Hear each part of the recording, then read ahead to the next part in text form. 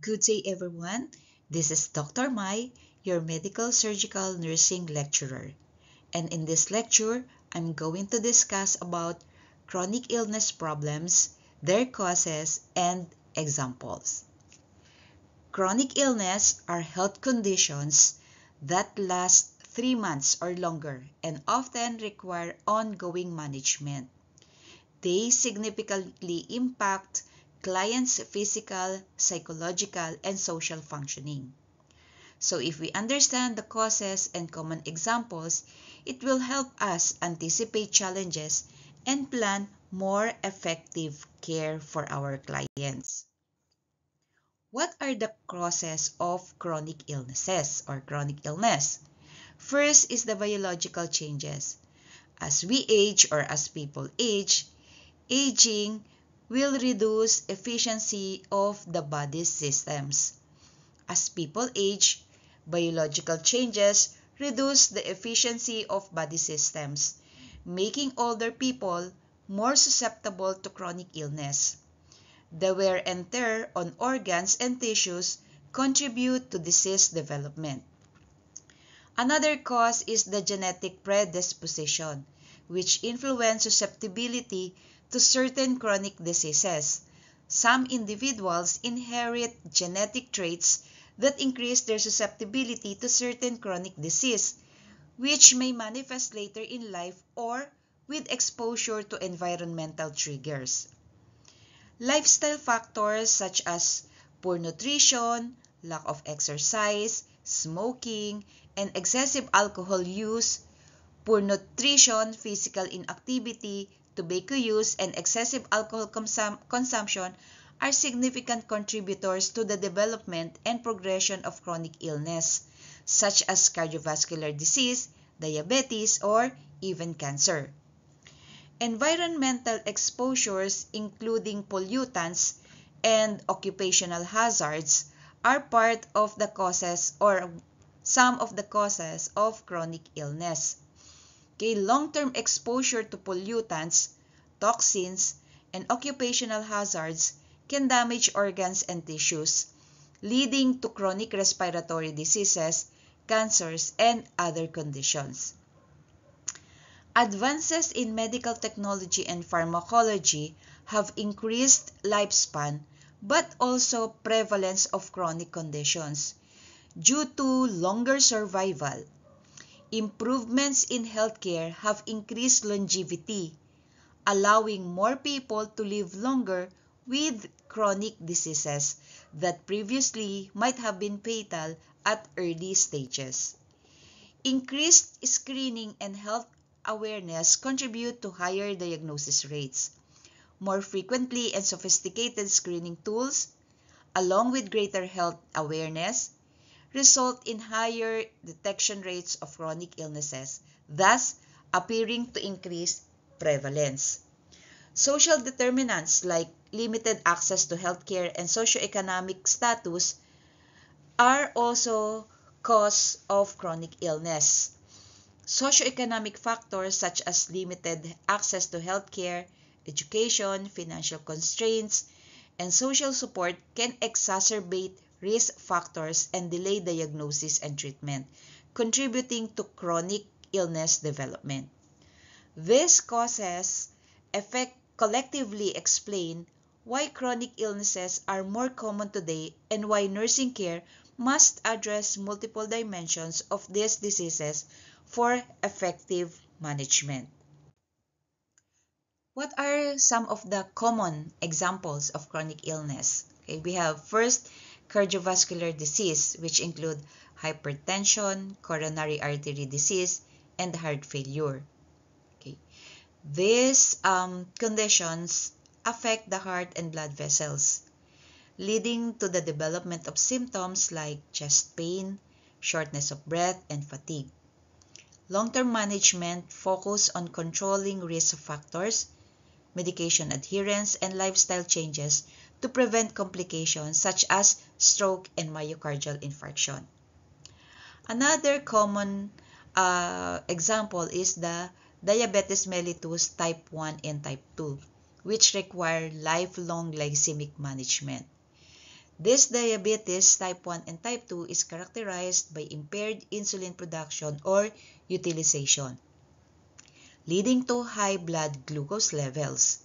It requires lifelong management with medications or insulin, diet control, and monitoring to prevent complications like neuropathy, retinopathy, and kidney disease. The next is chronic respiratory disease such as COPD or chronic pulmonary disease and asthma. Okay. Chronic obstructive pulmonary disease and asthma are common respiratory illnesses marked by airflow obstruction and inflammation. Patients often experience difficulty breathing, coughing, and wheezing. Our management here includes inhalers, oxygen therapy, smoking cessation, and pulmonary rehabilitation. Okay. Another example is the arthritis, or here we have the osteoarthritis and rheumatoid arthritis, which cause joint pain and disability. Osteoarthritis and rheumatoid arthritis cause joint inflammation, pain, and limited mobility. Osteoarthritis results from wear and tear, while rheumatoid arthritis is autoimmune. Treatment includes pain control, physical therapy, exercise, and sometimes surgery. Okay. Chronic kidney disease impacting renal function. Gradual loss of kidney function leads to fluid retention, electrolyte imbalance, and toxin accumulation. Patients require monitoring of kidney function, dietary restrictions, medications, and possibly dialysis or kidney transplantation. Okay. The next one is neurological disorders such as stroke and Parkinson's disease. Conditions like this stroke and Parkinson's disease affect the brain and nervous system, causing movement and cognitive impairments. Management includes medications, rehabilitations, therapies, and supportive care to maintain function and quality of life. Another common example is cancer as a chronic condition in cases of prolonged treatment and remission phases. Many cancers are increasingly managed as chronic illnesses due to advance in treatment prolonging survival. Clients may require ongoing medications, symptom management, and monitoring for recurrence. So chronic illnesses require holistic care, focusing on symptom management, rehabilitation, and psychosocial support. Now let's talk about nursing implications. Okay. Chronic illness or chronic illnesses require holistic care, focusing on symptom management, rehabilitation, and psychosocial support. Holistic long-term management. Chronic illness often require ongoing care that addresses physical symptoms, emotional well-being, and social support. We, nurses, must provide holistic care plans that recognize the chronic nature and evolving needs of these patients, or our patients. We must assess risk factors, educate clients on lifestyle modifications, and promote adherence to treatment. Since many chronic conditions are managed at home, our role is important in educating patients and families on self-care skills, medication adherence, symptom monitoring, and lifestyle modifications to promote independence. Regular monitoring and early detection of complications prevent further deterioration, so we must focus on controlling symptoms such as pain, fatigue, and dyspnea, while also preventing secondary complications through early detection and interventions. Examples are skin breakdown prevention and respiratory support.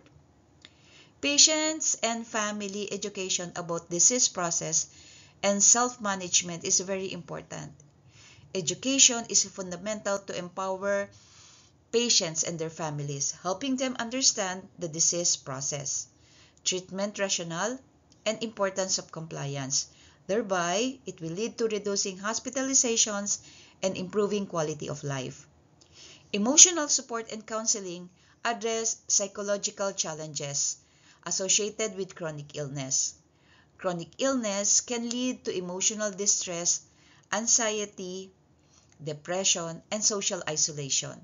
So we provide counseling, facilitate support groups, and encourage coping strategies to address these psychosocial challenges. Effective chronic illness management also involves collaboration among healthcare providers, including physicians, therapists, dietitians, and social workers. So we coordinate care and advocate for clients' needs or our patients' needs. Our critical and multifaceted role as nurses in managing chronic illness is focused on promoting function, preventing deterioration, and providing holistic well-being through patient-centered care. Okay, so that concludes my lecture about the topic. Thank you very much again for listening.